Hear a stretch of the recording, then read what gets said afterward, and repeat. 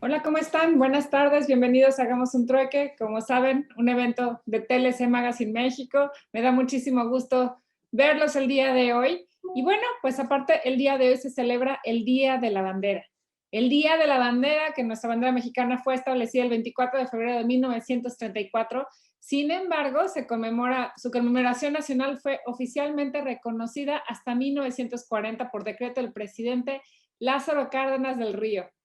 En 1821, Agustín de Iturbide se inspiró en dar garantías a los mexicanos, declarando la independencia de México, y entonces nace nuestra bandera, que ha tenido diferentes modificaciones, pero bueno, siempre hay que festejar, ya que los niños no van a la escuela y hacen sus honores a la bandera. El día de hoy en Hagamos un Trueque nos tocó por lo menos recordar que es Día de la Bandera.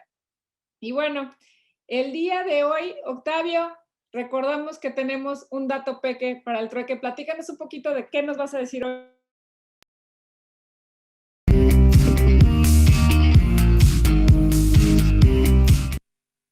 Pues el dato peque para el trueque del día de hoy. Ya dicen que se está haciendo tradición el conversar sobre algún tema puntual, y en este caso a nuestros compañeros del área de debido cumplimiento nos mandaron 10 recomendaciones. Escuchen bien, son 10 recomendaciones. Estas 10 recomendaciones están enfocadas de manera específica a cuando te ejercen una facultad de comprobación, cuando te inician una visita domiciliaria, cuando llega la autoridad, en el caso de las autoridades federales, incluso las estatales que están ejerciendo este tipo de actos de fiscalización. Bueno, el primer tip es que no es necesario que el representante legal atienda la visita domiciliaria.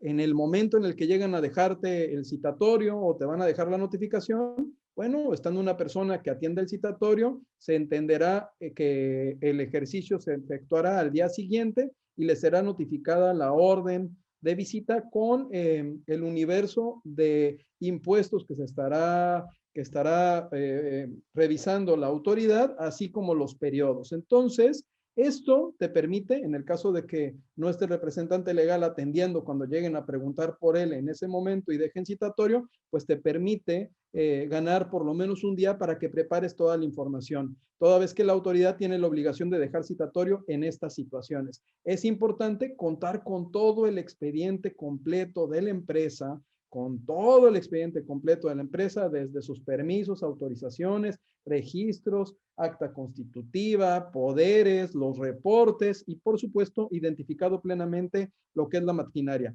El segundo tip en este dato peque de un trueque: que los testigos estén presentes durante todo el procedimiento. Estos actos de fiscalización, aparte de venir contenidos en una orden que establece qué periodo y quiénes te van a visitar, pues también es necesario que al momento de que se está llevando a cabo la visita, todo esto se llegue a circunstanciar dentro de un acta. En esa acta no van a comparecer tanto la persona que está atendiendo como los testigos. Y en ese proceso de visita que se hace dentro de la instalación, es fundamental que siempre alguien de la empresa esté acompañando al personal de la autoridad fiscalizadora que está llevando a cabo el levantamiento del activo fijo o las actividades relacionadas con la facultad que esté ejerciendo. 3. Tener identificadas las placas correctas con los datos de identificación de la maquinaria. Es fundamental que todas las empresas lleven a cabo un levantamiento de activo fijo, tengan el documento con el cual acrediten la legal estancia y tenencia de las maquinarias, de los moldes, de lo que están utilizando para su proceso productivo. Aquí, abusados, compañeros, porque pasa mucho que me prestó la máquina, que se la mandé, que la refacción, y no tenemos los documentos para acreditar que la máquina se encuentra legalmente en nuestro domicilio. Y recordemos que el Código Fiscal de la Federación acaba de sufrir una reforma que seguramente nos va a tener un poco preocupados en cuanto a esta situación de la maquinaria y equipo. Nuestro tip número 5, que se involucre tanto el área de comercio exterior como la de finanzas para la integración de la información. Uno de los principales errores que se tienen es que la información la tenemos en distintas áreas y no nos volteamos a ver. Entonces es fundamental en este ejercicio de facultad de comprobación, si llegara a iniciarse, incluso antes de que te inicien, que generes una comunicación interna entre el área de finanzas, administración, materiales, producción y el área de comercio exterior. Tienen que contar con la información completa que garantice que los productos se encuentran legalmente en tu instalación, así como la maquinaria y equipo. El tip número 6 es que entregues, fíjate bien, este es el más importante, Alex, tú que estás en Guadalajara, este es el más importante, que entregues únicamente la información relacionada que te solicitan y acotarla al periodo objeto del acto de fiscalización. Ojo, nos gusta sacarnos 10 y que nos pongan la estrellita. No se saquen 10, que no les pongan la estrellita. Es una facultad de comprobación. Entreguen ustedes lo que les están requiriendo y que conste que esté vinculado con el periodo que les están revisando. No más, no menos. Tratar de acotarnos a entregar lo que el periodo nos están solicitando. Es muy, muy importante entregar únicamente la información relacionada que se solicita. Número 7, en lo que respecta a los reportes de descargas y los booms, ¿no? Revisar la información previo a la entrega. Es fundamental hacer una auditoría, una revisión, un check-up de que esté completamente integrada y particularmente revisar los reportes que vas a presentar. Muchas veces las cosas las tienes. El problema es que si no las entregas de la manera adecuada, pues difícilmente la autoridad lo va a poder entender. Tienes que pensar que ellos no están en tu empresa y que no vas a tener muchas oportunidades para estarles explicando cómo hiciste tu reporte. Los reportes tienen que tener una consistencia en particular e incluso recuerden que están definidos dentro del anexo 24. El tip número 8, revisar el acta de inicio antes de firmarla. Cuando concluye el inicio de la visita domiciliaria, se levanta un acta y esa acta va circunstanciando todos los hechos y particularidades que sucedieron durante ese ejercicio de facultad de comprobación. ¿Ok?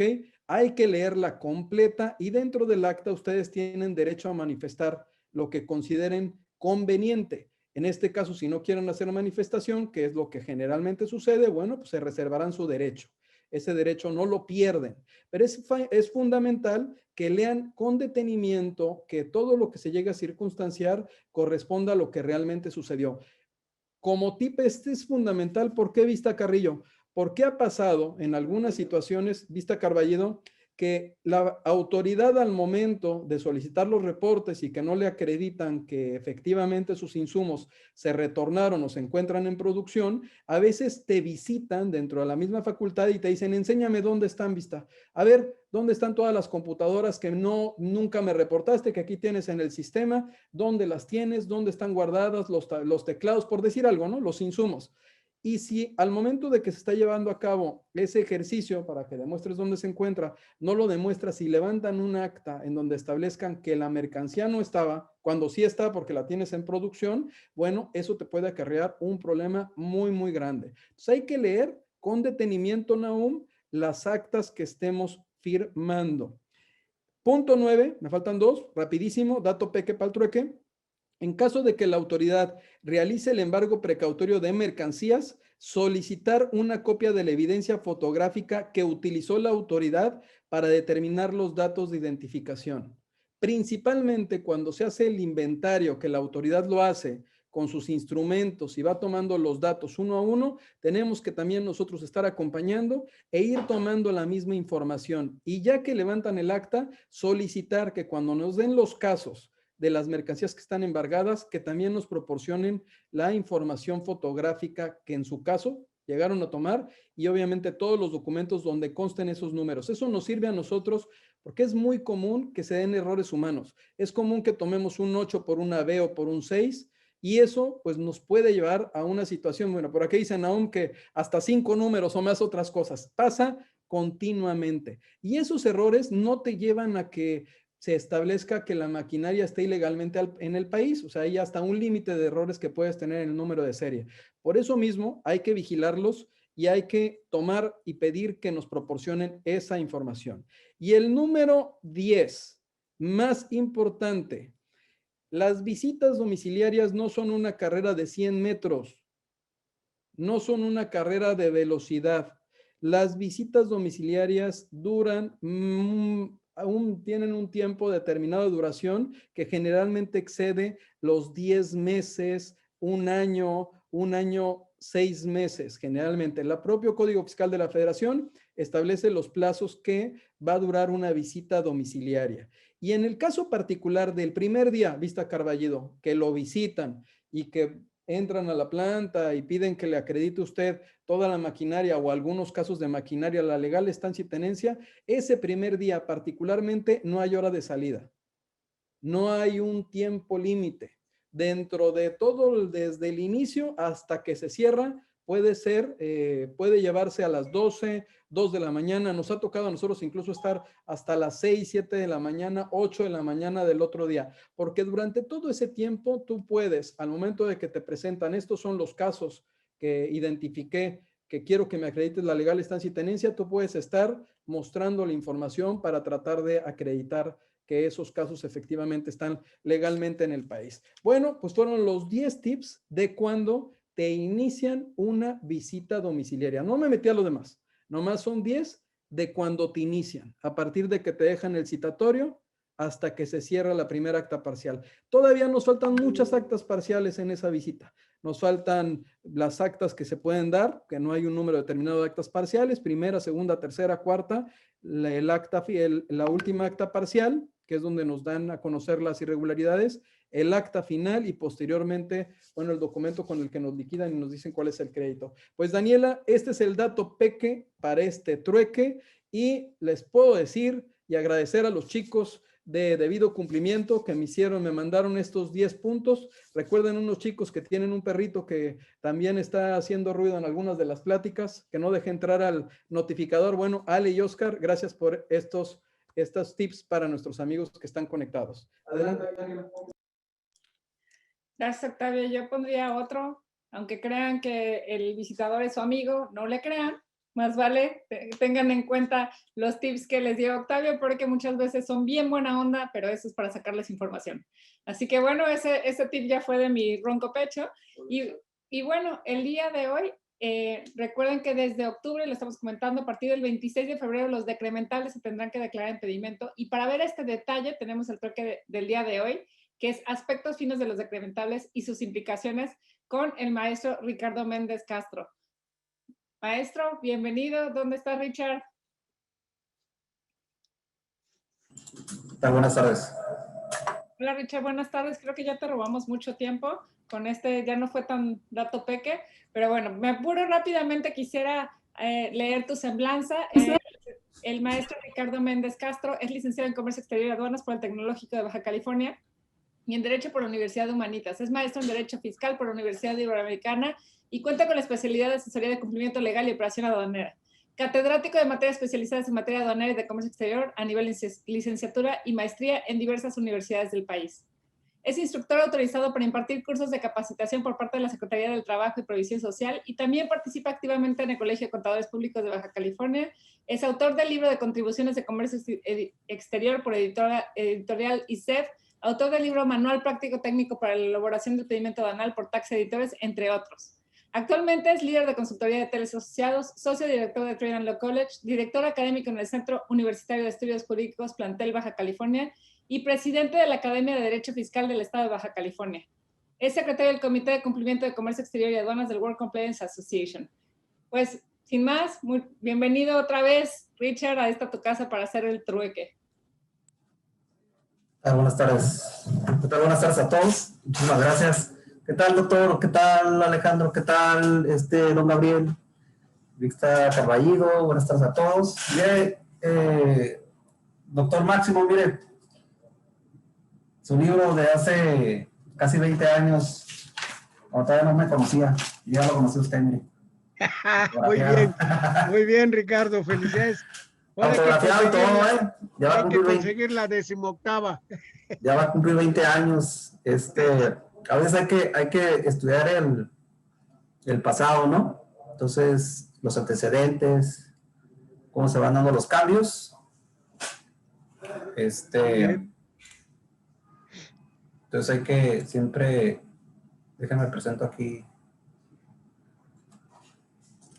Mire 2 de septiembre del 2006. ¡Órale! No le digo, ¡Órale! Yo siempre he aprendido de los mejores, así es que Mira, Para este que es otro vean de, lo que es un amante al derecho aduanero que guarda todo. Mira nomás. este es otro de Rode de 2001, 303. Y muy bien con Andrés. Y aquí está otro del mero mero, mira, cuando todavía no me conocía. Yo ya sabía quién era. Nuestro presidente aquí, mire.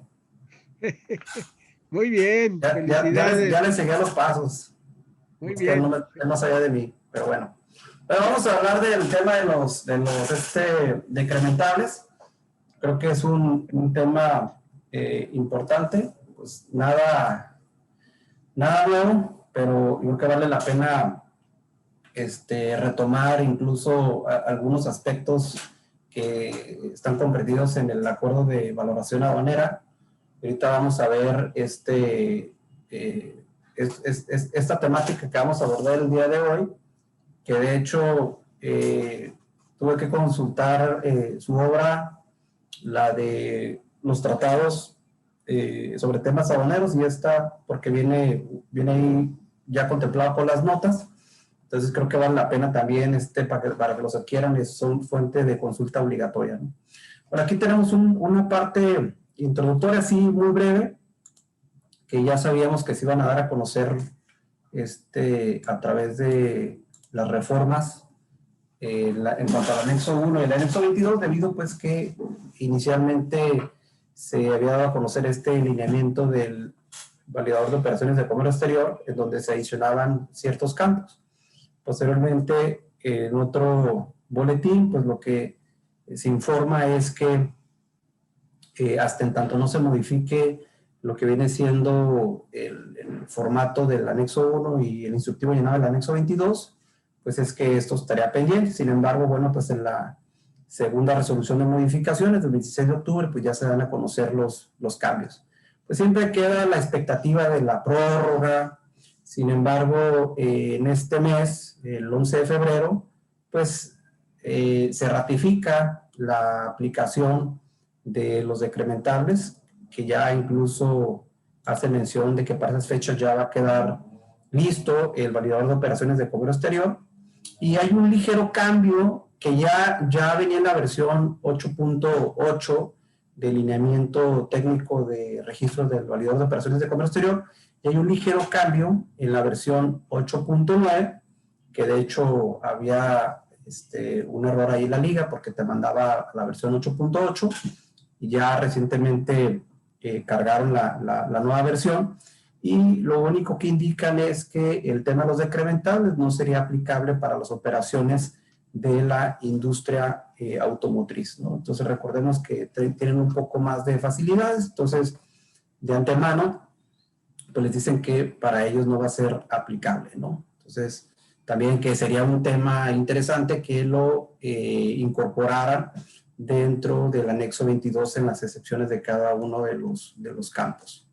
Entonces ya conocemos el formato del pedimento. Recordemos que hay dos formatos, lo que es el del pedimento y el de la impresión simplificada del pedimento. En el caso de las empresas que realizan operaciones normales de importación y exportación, pues siempre se utiliza la impresión simplificada del pedimento, que posteriormente ya para efectos de despacho, pues lo que se presenta en este caso es el dispositivo tecnológico PITA, o en su caso el DOA. O sea, ya no se presenta físicamente el pedimento, salvo en temas de contingencia.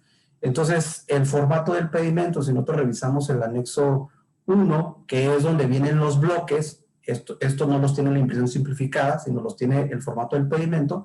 Sabemos que ese documento normalmente nos lo mandan pues para efectos del cobro de los honorarios o entregar una documentación completa, pero ese formato, como lo establece el anexo 1, te señala que son para operaciones, por ejemplo, partes 2, en donde se utilice copia simple, en el caso de las importaciones de vehículos, para el tema de regularizaciones, ya propiamente el anexo 1 te señala cuál va a ser la utilidad de ese documento, ¿no? Bueno, entonces aquí lo que visualizamos es que vienen los decrementables, arriba, en este caso, como siempre han estado publicados, pues los incrementables. Entonces, básicamente, identificamos cuáles son los conceptos ¿no? Que vamos a tener que llenar en caso de que existan, y todo lo que no esté dentro de los campos que identifiquemos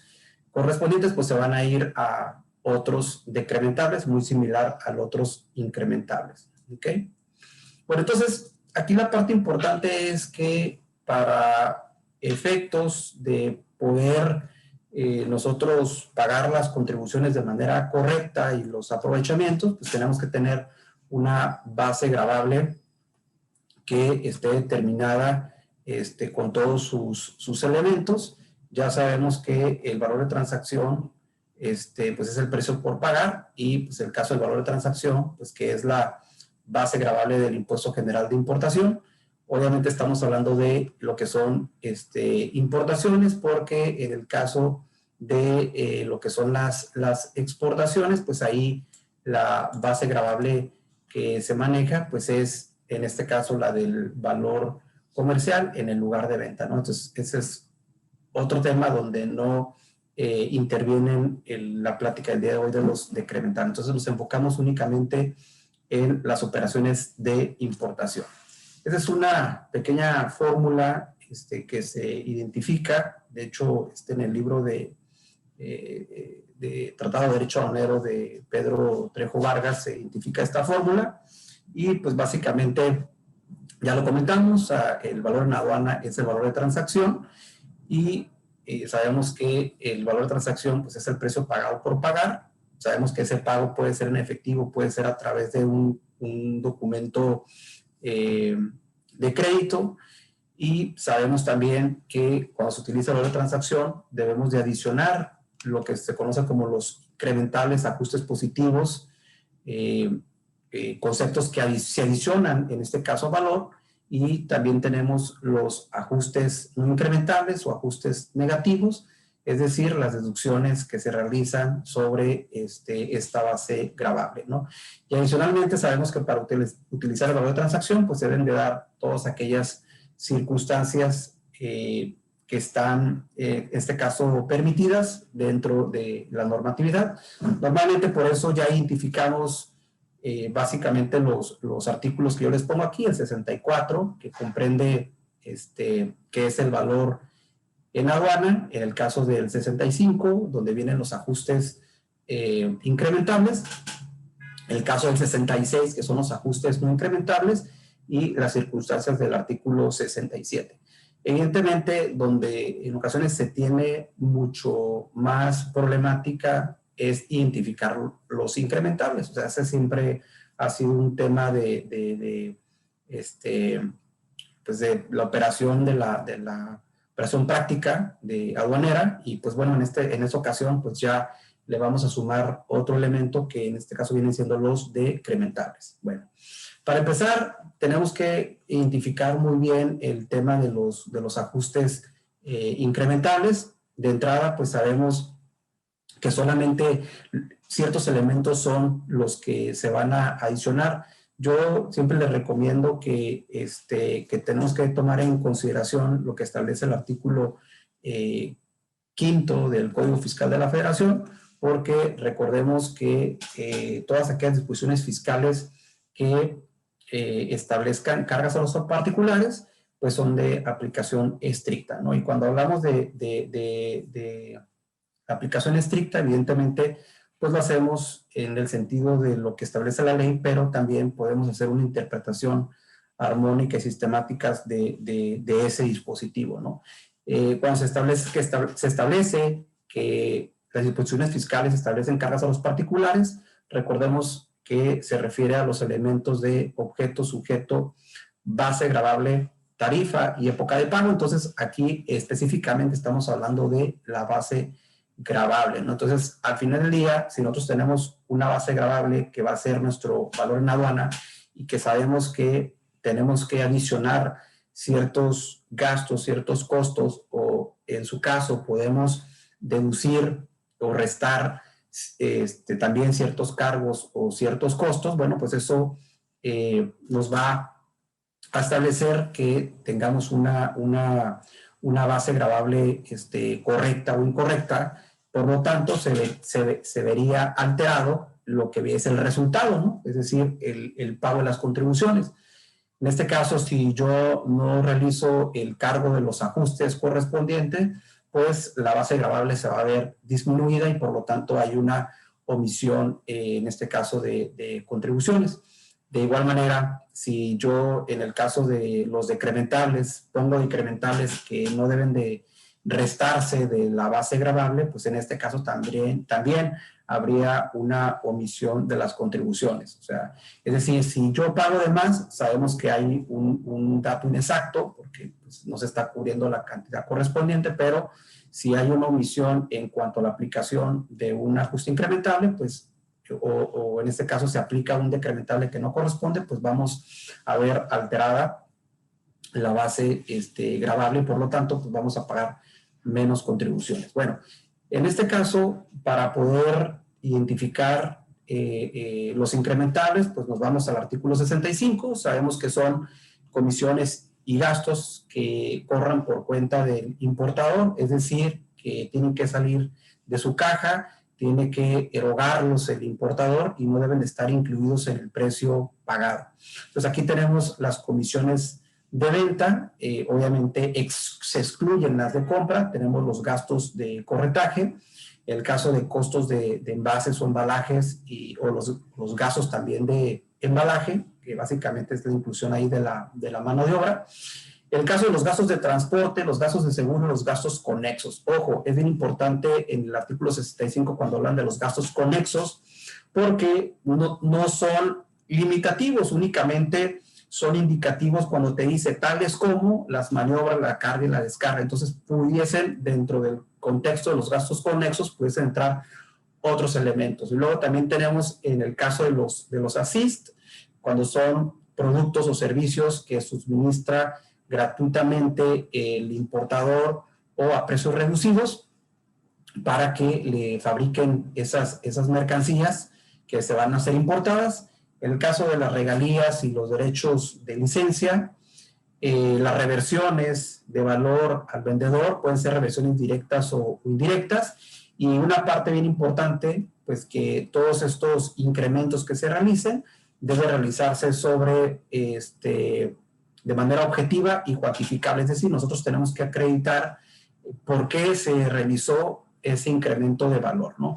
También recordemos que a veces en la práctica se da lo que es la sobrevaloración. O sea, si bien un tema importante es la subvaluación, bueno, también la sobrevaloración, porque al final del día todos estos gastos pues van a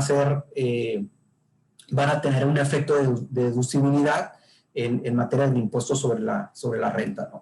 Bueno, entonces ya identificamos cuáles son los ajustes incrementables. Solamente aquí es bien importante lo que les comentaba ahorita de la aplicación estricta de las disposiciones fiscales, porque igual no sé si hay otros colegas de otros países en donde, por ejemplo, en el caso de Colombia, muy particular, la comunidad andina, en el reglamento que tienen, por ejemplo, sí se establece el caso de los gastos de transporte, qué es lo que incluye. En el caso de nosotros no hay una definición, tampoco el acuerdo de valoración aduanera establece una definición de qué son los gastos de transporte. Vean aquí en particular el artículo 8 del acuerdo de valoración aduanera, pues que te dice que al valor en aduana pues se le van a considerar ciertos elementos. Entonces estos básicamente se establece que van a poder ser agregados de acuerdo con la legislación de cada país. Bueno, pues básicamente estos elementos pues los quedaron plasmados pues en el artículo 65. Sin embargo, en el caso de las notas que establece propiamente el acuerdo de valoración aduanera, pues no señala detalladamente qué significa, por ejemplo, en el caso de los gastos de transporte, cuáles son ese tipo de gastos que pueden ser adicionados, ¿no? Viene de manera genérica. En este caso, el reglamento que les mencionaba de la comunidad andina, por ejemplo, aquí ellos sí establecen el tema de los gastos de transporte. Y en particular, quiero señalar porque me ha tocado, sobre todo en auditorías, sobre que te piden, por ejemplo, que agregues los gastos de combustible, los gastos de gasolina. Y eso ha sucedido mucho, por ejemplo, cuando declaran S-Work o en fábrica el tipo de Incoterm, y son empresas que realizan sus propios traslados porque tienen sus transportes que son de la empresa, y entonces declaran S-Work porque ellos van y recolectan con sus propios transportes la mercancía al extranjero.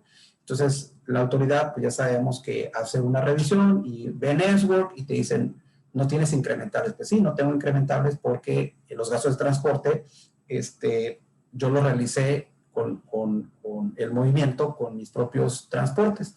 En ese sentido, lo que sucede es que a veces la autoridad ha querido que realicen el cálculo con base en la gasolina o el diésel que se haya consumido, ¿no? Entonces, esta parte, les digo, en el caso de nosotros, pues no lo tenemos tan desarrollado como en otros países, en donde sí te detalla, ¿no? Aquí, ahora, bueno, pues vamos a entrar al tema de los ajustes no incrementales o en el caso de los decrementables. Al igual que el artículo 65, en el caso de los incrementales, siempre habla de que son los gastos o los costos que se van a adicionar al valor de transacción. El caso de los decrementables es similar. De entrada nos señala que cuáles son los conceptos que no va a comprender el valor de transacción. Entonces, esto es importante porque, o sea, no comprenderlos el valor de transacción, pues quiere decir que en un momento dado los vamos a descontar, los vamos a restar del valor que se está manejando en la compraventa o en la transacción. Entonces, de entrada, pues ya deja fuera a otros métodos de evaluación, ¿no? El de transacción de mercancías idénticas, de similares, precio unitario de venta, valor reconstruido, y cuando se declara, por ejemplo, el método de valoración 6, que se señala como último recurso. Entonces, esto quiere decir que se estará aplicando únicamente cuando se declare el método de valor de transacción, en este caso el 1. Entonces, si es 1, entonces ahora la segunda parte es revisar si ese tipo de gastos o costos vienen desglosados y detallados en el documento comercial. ¿Cuál es el documento comercial? Bueno, pues sería un documento equivalente, propiamente una factura, o también se menciona en el caso de los CFDIs, ¿no? Entonces, esto es bien importante porque de entrada, pues ya identificamos que es el valor de transacción. Entonces, método de valoración 1, que en nuestros pedimentos que declaremos este tipo de clave, ¿no? El 1. Y luego, pues ya de entrada, pues no lo consideramos en el caso de las exportaciones, porque en el caso de exportaciones declaramos la clave 0, y además de que no entramos a un método de valor de transacción, ¿no? Sino que utilizamos lo que es el valor comercial en el lugar de venta. Bueno, adicionalmente aquí, pues tenemos que revisar los conceptos si se encuentran en un momento dado desglosados en el documento equivalente. ¿Cuál es el documento equivalente? Bueno, pues el que emitió en un momento dado el vendedor, porque tendrían que venir en el mismo documento. Si hay otro documento, pues entonces bajo este supuesto ya no es, en este caso, aplicable. Entonces, si el concepto en un momento dado no está desglosado, entonces quiere decir que esos costos, esos gastos están incluidos en el valor de transacción. Ahora, yo pudiese decir, no, pues es que si no me los desglosó y yo los conozco, pues yo los voy a desglosar y voy a emitir bajo la regla 318, voy a realizar una declaración bajo protesta y voy a modificar los elementos. ¿Lo puedo hacer? Pues claro, lo puedes hacer, ¿no? Al final del día, recordemos que podemos, bajo ese dispositivo y bajo protesta, decir verdad, que no son los elementos correctos plasmados, en este caso, en la factura, ¿no? Entonces, esa parte es importante. Ahora, el artículo 66, les decía yo, la parte más importante es el primer párrafo y el último párrafo, porque son los que te establecen que, primero, que aplica el valor de transacción y que esos conceptos deben de venir desglosados y detallados en la factura, ya sea documento equivalente o CFDI. O sea, eso ya Yo creo que es la parte medular del artículo 66. Y después vienen 3 fracciones, que la verdad es todo un tema porque aquí se menciona de manera muy genérica.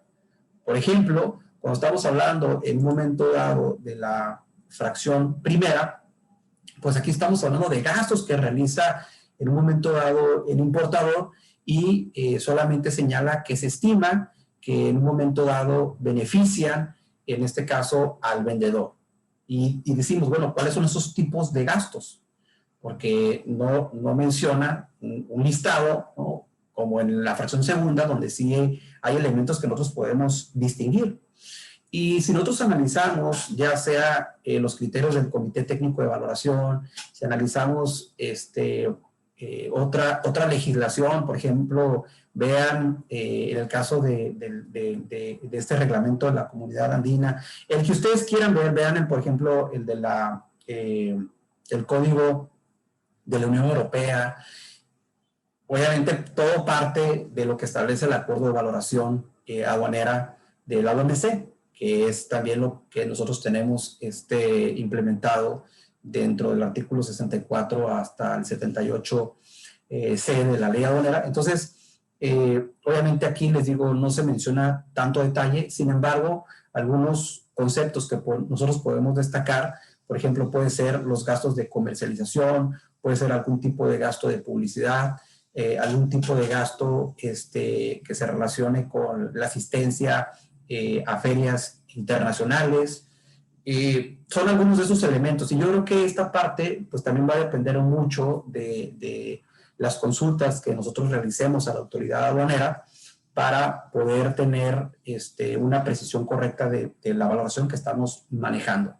Bueno, entonces eso en cuanto a la fracción primera. La fracción segunda también te señala que esos conceptos se van, en este caso, a restar, ¿no? De valor de transacción, siempre y cuando pues, vengan desglosados y se refieren a gastos de construcción, gastos de instalación, el caso de armado, montaje, mantenimiento, gastos de asistencia, que evidentemente pueden venir combinados, ¿no? A lo mejor yo compro una máquina en el extranjero que cuesta $1,000,000 de pesos y obviamente el valor de la máquina es 1 y pueden venir algunos gastos adicionales como de instalación, como de montaje o de mantenimiento, ¿no? Por un mantenimiento por 2 años, por un plazo determinado, gastos de asistencia de cómo va a ser utilizada esa máquina.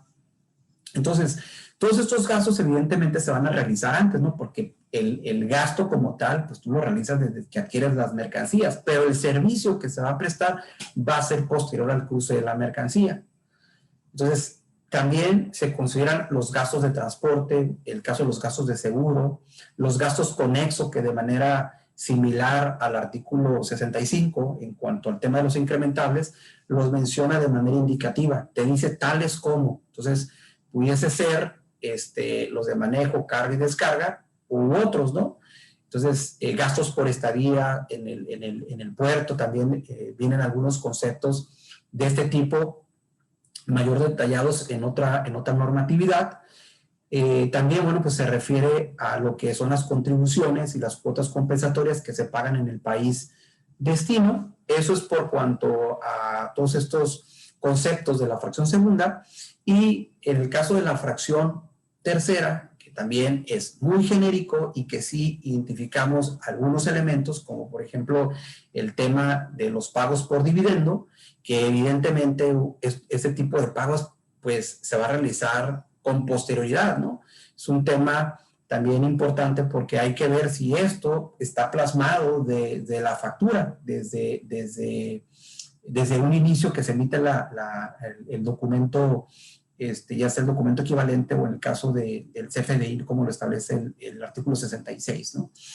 Y además menciona otros conceptos que no guardan relación directa con las mercancías importadas. Entonces, cuando dices otros conceptos, ¿qué otros conceptos? Eso también pues, nos da una pauta para que nos imaginemos muchos elementos, ¿no? Entonces, por ejemplo, en el caso de otra legislación, sí te menciona el caso de los intereses, siempre y cuando estén establecidos y sean de acuerdo con el contrato. También se menciona, por ejemplo, el caso de las comisiones de compra, que si bien es cierto no es un incrementable, porque lo establece el 65, pues sí puede ser en un momento dado un decrementable. Entonces, ese tipo de situaciones pues son las que en un futuro vamos a precisar, y bueno, pues la interpretación que se realiza es con base, les digo, en lo que establece propiamente el artículo 66 y el acuerdo de valoración aduanera, ¿no? Ahora aquí les menciono brevemente qué es lo que dice en este caso el acuerdo de valoración aduanera de la OMC. Vean que básicamente aquí señala, viene al alcance de nota, o sea, no lo comprende propiamente los artículos, sino dentro del acuerdo de valoración aduanera al final vienen unas notas, y bueno, pues aquí hace mención a esta parte que estábamos viendo de la fracción primera, en donde que ciertas actividades que realice por cuenta propia el comprador o que emprenda el comprador, en un momento dado pueden también ser considerados, ¿no? Por eso te dice, por lo tanto, los costos de tales actividades no se añadirán al precio realmente pagado por pagar a los efectos de la determinación de valor en aduana. Es decir, los puedes considerar como efecto decrementable, ¿no? Que es la parte que estamos viendo. Aquí en este otro, lo que dice el acuerdo de valoración aduanera, pues es básicamente una réplica, si ustedes lo analizan bien, es una réplica de lo que establece la fracción segunda.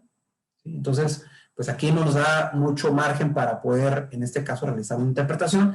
Y el punto 4, el que señala que el precio realmente pagado por pagar es el precio de las mercancías, así pues, los pagos por dividendos u otros conceptos del comprador al vendedor que no guarden relación con las mercancías no forman parte del valor en aduana. Entonces, de igual manera, entonces esta es básicamente lo que señala la fracción tercera. Entonces ahí decimos, bueno, pues el acuerdo de valoración aduanera pues tampoco me ayuda mucho a interpretar lo que establece propiamente el 66, entonces tendría que irme también a lo que establece los criterios del Comité Técnico de Valoración Aduanera. Vean, también es de la Comunidad Andina, de esta resolución, básicamente a la 1684, en donde aquí te establece que los elementos a deducir que no pueden ser añadidos al precio pagado por pagar, vienen una serie de conceptos. Yo solamente relaciono los que identifico más que no están dentro de nuestra legislación: almacenamiento temporal de las mercancías, gastos pagados por sobreestadía, intereses incluidos en la factura comercial. Son algunos de ellos. Por ejemplo, aquí vienen las comisiones de compra, los derechos de reproducción, derechos de distribución o de reventa, publicidad, garantía, asistencia, feria, que eso era lo que les comentaba hace un momento, que no lo señala tan a detalle nuestra normatividad, ¿no? Creo que traemos ahí una serie de propuestas que vamos a presentar, en donde, bueno, tal vez a lo mejor una modificación al reglamento, una modificación a las reglas para que haya mayor precisión, qué es lo que se debe considerar como decrementable. Por ejemplo, en el caso de la normatividad aduanera en Chile, vean, aquí sí señala los descuentos, ¿no? Porque esta es una pregunta que me realizaban en las primeras sesiones cuando empezamos a hablar de los decrementables, y obviamente yo parto aplicando lo que establece el artículo 5 del Código Fiscal de la Federación, en donde pues hago una aplicación estricta, y si no me menciona específicamente que yo tengo que aplicar los descuentos, pues no los considero como decrementales, porque al final del día pues es el precio que yo pagué directamente. Pues sí sería un tema que la autoridad que me dijera en el futuro, oye, pues es que no me agregaste los descuentos, ¿no? Pues oye, es que no viene en el artículo 66, ¿no? El caso de las comisiones de compra, los intereses devengados, que eso sí viene en otra legislación. Por ejemplo, en el caso del Código de la Unión Europea, por ejemplo, dentro de los elementos que no deben incluirse, te vienen aquí las comisiones de compra. Hay otros que ya mencionamos hace un momento, como los derechos de reproducción. Entonces, aquí lo que intenté, pues es para que ustedes tengan una noción general sobre qué elementos en un momento dado pudiesen considerarse como decrementables, ¿no? Ahora, hay otra parte bien importante, que son relacionar los Incoterms, esos términos de comercio internacional, en relación, ¿no? Tratando de buscar un vínculo con el tema de los incrementables y la cuestión de los decrementables. Recordemos que los términos de comercio internacional, pues, que obviamente son expedidos por la Cámara de Comercio Internacional, básicamente controla 3 elementos o regula 3 elementos. El primero, que son las obligaciones; el segundo, que son los riesgos; y el tercero, que son los costos entre el comprador y el vendedor. En este caso también la guía de los términos de comercio internacional establece cuáles conceptos no tienen un alcance en el tema de los Incoterms. Uno de ellos, por ejemplo, te menciona que son el tema de regalías, el tema de algún tipo de licencia, en el caso de algunos gastos como el peso bruto verificado, infinidad. O sea, vienen algunos elementos en los cuales algún tipo de interés que se cobra o relaciones con el pago no forman parte de los Incoterms. Entonces, el punto importante es cuáles son los elementos que yo tendría que relacionar. Bueno, pues lo que más puedo relacionar sería los gastos de transporte, en el tema de los seguros y los gastos conexos, siempre y cuando se relacionen con el Incoterm. Ahora, ¿a partir de qué momento se consideren incrementables o decrementables? Bueno, pues sabemos que antes de que se den los supuestos del 56, es decir, que cruce la línea divisoria, lo que es el arribo al primer aeropuerto en territorio nacional, cuando se den los supuestos del amarre o atraque del buque. Entonces, antes de eso son incrementables. Después de que se realiza ya el cruce, conforme lo acabamos de mencionar, bueno, entonces serían en este caso los decrementables, es decir, servicios que se prestan con posterioridad al cruce son decrementables, ¿ok? Y luego tenemos que identificar cuáles gastos no están relacionados con los incrementables, ¿sí? O sea, cuáles gastos tenemos que no están relacionados, bueno, más bien con los Incoterms, cuáles gastos son los que no están relacionados con los Incoterms. O en su caso, identificar si esos gastos, pues en un momento dado serían incrementables o en un momento dado como decrementables, que es lo que estamos viendo en esta cuestión, ¿no? Ahora, brevemente, SBORC. Sabemos que en el caso del SBORC, el comprador, que va a ser el importador, pues va a ir por las mercancías, en este caso a una bodega, a una fábrica, a una sucursal, donde le diga el vendedor, y él va a hacer la recolección de esas mercancías. Por lo tanto, pues todos los gastos que realice, en este caso de transporte, de seguro, ¿no? Porque pues a lo mejor él las asegura. O sea, estamos imaginándonos que posiblemente pueda haber esos gastos. Todos los gastos conexos que vienen siendo los de maniobras, pues van a correr por cuenta de, en este caso, del importador, que es el comprador. Por ende, en la factura, pues no va a venir reflejado ninguno de esos gastos. Entonces ahí, evidentemente, quien realiza, en este caso, el gasto, pues es el comprador, y como no viene en la factura, pues entonces no vendría ningún gasto decrementable bajo esos conceptos. Pero ¿qué tal si viene, por ejemplo, a algún pago, en este caso de regalías? Bueno, pues tendría que ser un incrementable. O qué tal si viene establecido un cargo de mantenimiento o de asistencia técnica, porque una cosa es que yo vaya por las mercancías y otra es que sepa usar la máquina. Entonces, ese tipo de elementos, les digo, probablemente a lo mejor el Incoterm, pues nos va a ayudar para identificar ciertos conceptos, pero no todos.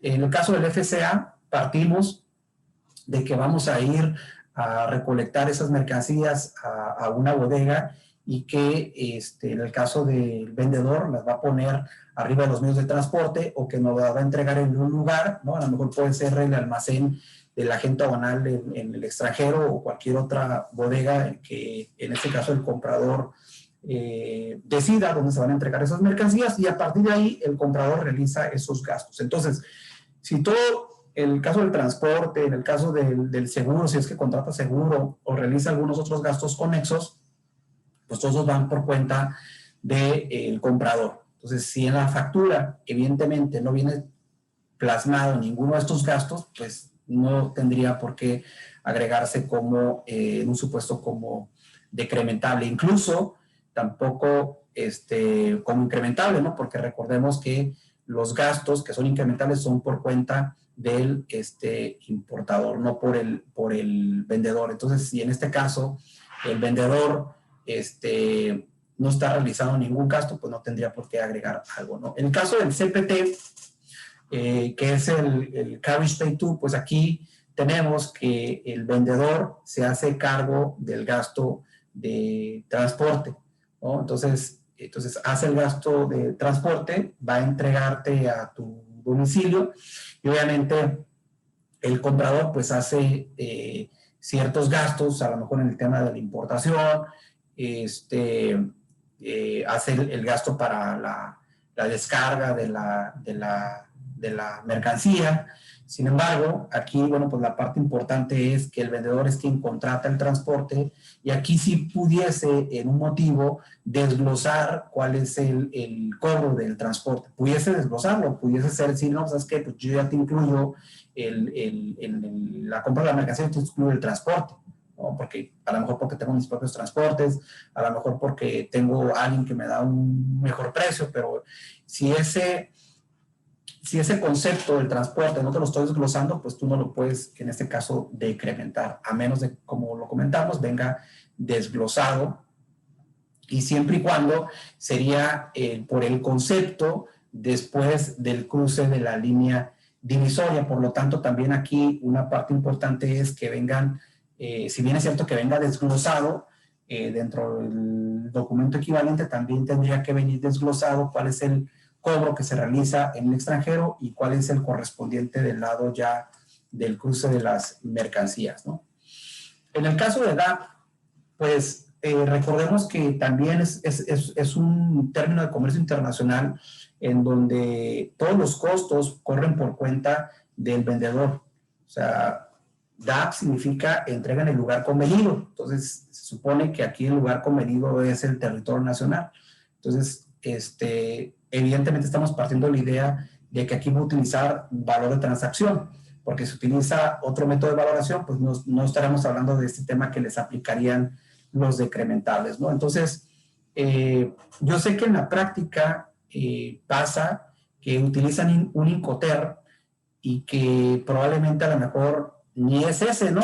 Pero también lo que sucede es que la guía de los términos de comercio internacional prevén que se puedan realizar ciertos ajustes. O sea, es decir, si las partes están de acuerdo, pueden alterar, aunque te dice que no es recomendable, pueden alterar en un momento dado los Incoterm. Lo que pasa es que a veces pasan supuestos de lo que no, pues es que él lo paga, pero ya cuando está en México yo soy el que lo pago.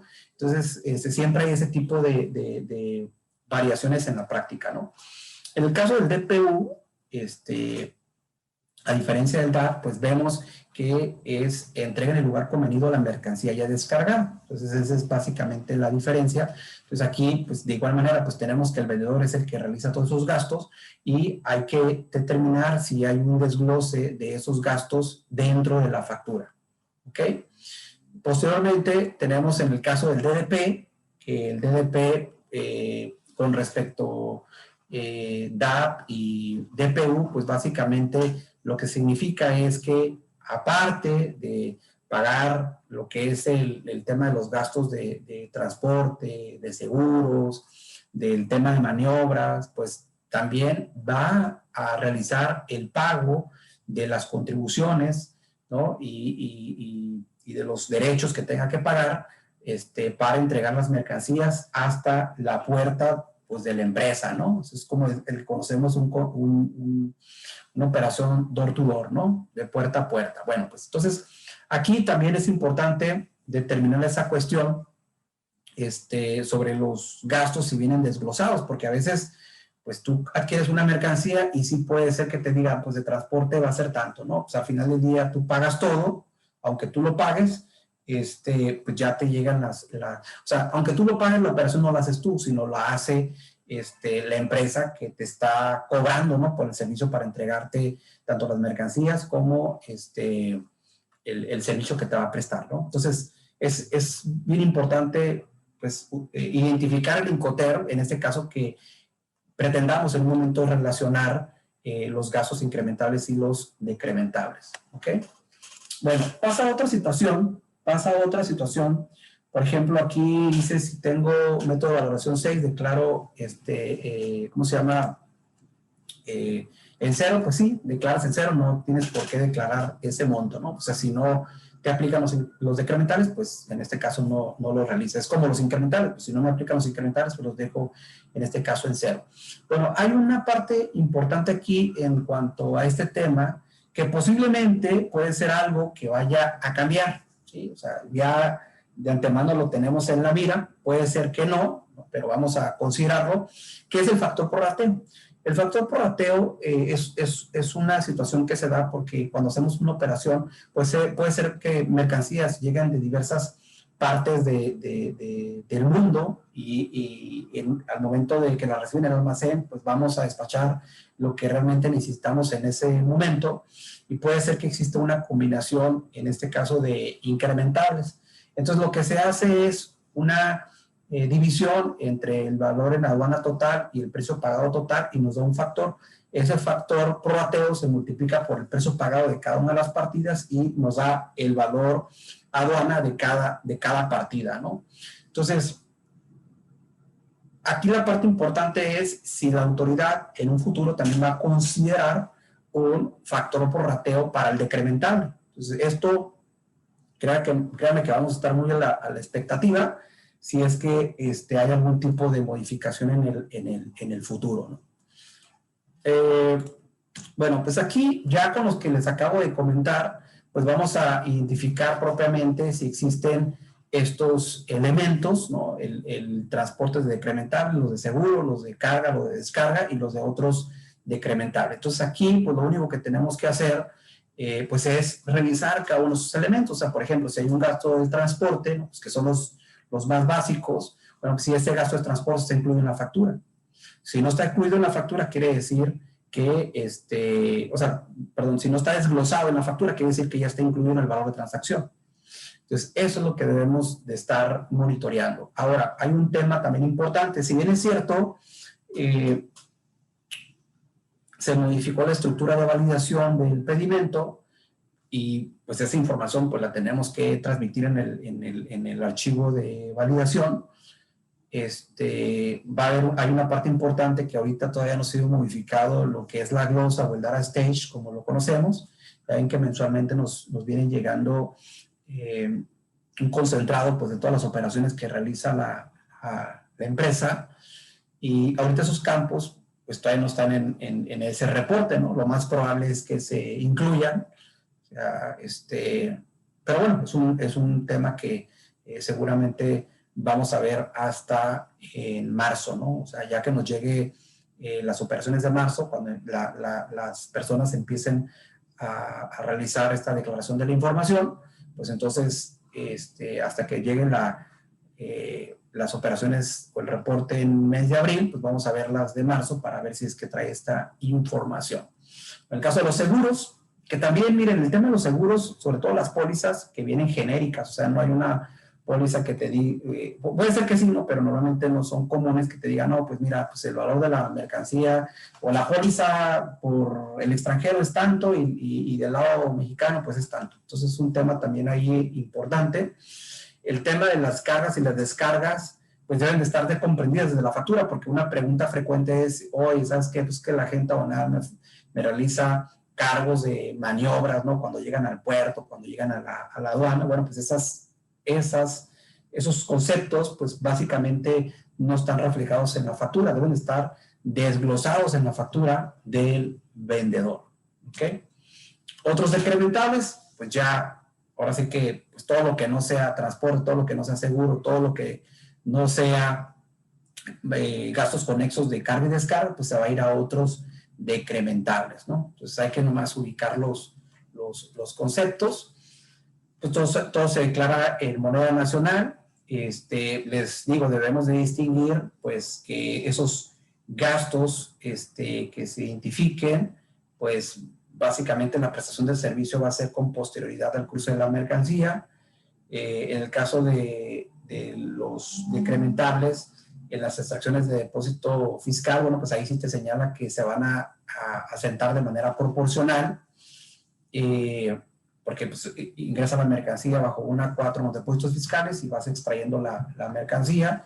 También te refiere que no es aplicable a ciertas claves de pedimento, en el caso de los complementarios, en los tránsitos internos, en los tránsitos internacionales por territorio nacional, que son los T7 y que sean por ferrocarril. Y aquí, obviamente, también lo que acabamos de mencionar hace un momento, lo que dice la versión 8.9, que las operaciones de la industria automotriz tampoco serían parte de esto. Y bueno, pues también en el caso de los otros decrementales que sí hacen referencia al artículo 66, ¿no? Básicamente lo fundamenta en el campo de otros decrementables con el 66 y también lo hace referencia en el anexo 19. Ahora, les decía desde un inicio, pues esta información ya deberíamos de tenerla básicamente en la manifestación de valor, en esta parte en donde se registran los datos de los decrementables. Entonces, es una buena oportunidad para que tengamos a bien revisar esta documentación. En el futuro, pues también lo va a comprender lo que es la manifestación de valor. De hecho, bueno, pues aquí viene un poco más detallada y estructurada el formato, que posiblemente así lo va a tener la ventanilla. Se especifica el concepto, el importe y la fecha de su erogación, ¿no? Entonces aquí también ese es un tema importante, ¿no? Porque vamos a ver si hay disparidad en cuanto a las fechas, porque se supone que si deben de estar dentro de la misma factura, pues cuál sería en un momento dado la fecha que se tendría que estar declarando. De igual manera, bueno, pues esta información se asienta, todavía no estamos utilizando la hoja de cálculo para la determinación del valor en aduana de mercancías en las importaciones. Aquí en esta parte que habla de los no incrementables, maneja este concepto que es importante porque probablemente a lo mejor todos lo declaramos en ceros, ¿no? Pero no sabemos si existe la información y es un tema que tenemos que revisar. Siempre igual se suma ya la parte triste, ¿no? Del tema de las sanciones, tanto el Incoterm, que va a ser campo multable, y pues los decrementables pues van a ser campo multable, ¿no? Porque son un dato que altera la información estadística, al igual que los incrementables. Entonces se suma un riesgo más, ¿no? En la operación. Entonces hay que verificar la información pues, que está relacionada con el valor, hay que tener los documentos para acreditar, ya sea en una auditoría, en una revisión de gabinete que nos requiere la autoridad de información y poder en un momento dado proporcionársela. Y pues todo esto debe ser parte integral del expediente. Hay varios documentos que normalmente se sugieren. Yo tomo como base el 59 de la Ley Aduanera, el 81, el 59 de Código Fiscal de la Federación, y en el caso del 27, fracción quinta del programa IMEX, dependiendo si son empresas que se dedican en este caso, a importar y exportar. Y bueno, pues aquí yo les comparto cuáles son los documentos pues, más utilizados. Al final del día, pues es todo lo que se relacione con la determinación, con la clasificación arancelada de las mercancías, con el cumplimiento de regulaciones y restricciones arancelarias, con el tema de los pagos, ¿no? Tanto de la mercancía como de los incrementables en su caso, ¿no? Todo debidamente documentado. Entonces, esta es la sanción pues, más recurrente, ¿no? El tipo de infracción que la autoridad dice, no, pues sabes que pues, yo no tengo elementos, pues puede ser un peso la diferencia, ¿no? Pues no, sabes que pues, no tengo elementos para determinar el valor y por lo tanto, bueno, pues te voy a cobrar 60 y tantos mil pesos por cada uno de los documentos, que pues ya sabemos que a veces vienen las determinaciones de los créditos, pues estratosféricas con esta situación, ¿no? Ya hay otro tipo de sanciones que probablemente también se pueden aplicar si es que hay una omisión del impuesto general de importación, o en su caso pudiese darse también algún supuesto de una cuota compensatoria, pero ahí sería otra sanción. Pero bueno, cuando hablamos del impuesto al comercio exterior, que es impuesto general de importación, estamos hablando del 130 al 150. La autoridad pues, tiene facultades para rechazar el valor en términos del 78A, pero también el importador tiene la posibilidad de realizar consultas en materia de clasificación arancelaria en términos del 78B. Ahí sí hay temas de subvaluación que probablemente, ¿no? Pudiese haber ahí un tema que se origine de subvaluación, pues ya sabemos que amerita el embargo precautorio. Hay temas de causales de suspensión del pago de importadores, casos de infracciones fiscales cuando hay omisión del TTA, del impuesto al valor agregado, el impuesto especial sobre producción y servicios, pues vienen algunas otras multas. El tema de delito de contrabando, ya amerita pena corporal, que también podemos tener tanto por la parte de la omisión de contribuciones y cosas compensatorias, tanto por el esquema de presunción de contrabando por algún aspecto de subvaluación en más de un 70%, ¿no? Porque al final del día, pues la parte de los decrementables, ¿no? Pues tiene que ver con el tema de la valoración de las mercancías, ¿no? No los quiero asustar, ¿no? Porque luego dicen, no, pues vende miedo, ¿no? Pues eso es gratis. Entonces, son algunos de los puntos que quise traer a colación. Y bueno, pues hasta aquí sería mi participación. Pues ya, excelente, Ricardo. Para tu colección queremos darte otro reconocimiento. Y no sé si ponerle primera parte, segunda parte, pero bueno, mañana ya lo modificaremos, ya que la audiencia pidió a Ricardo en vez de Octavio. Ni modo, Octavio, ya. Nos gusta más cómo nos platica Ricardo. Y bueno, en este exportando conocimiento, importando amistad, TLC Magazine México llegamos a un trueque, otorga el presente reconocimiento al maestro Ricardo Méndez Castro por hacer un trueque en la plática virtual con el tema ¡Ey, está mal esto! ¿No? Pero es la parte de decrementables. Me pusieron otro, chicos, el día 24 de febrero del 2021.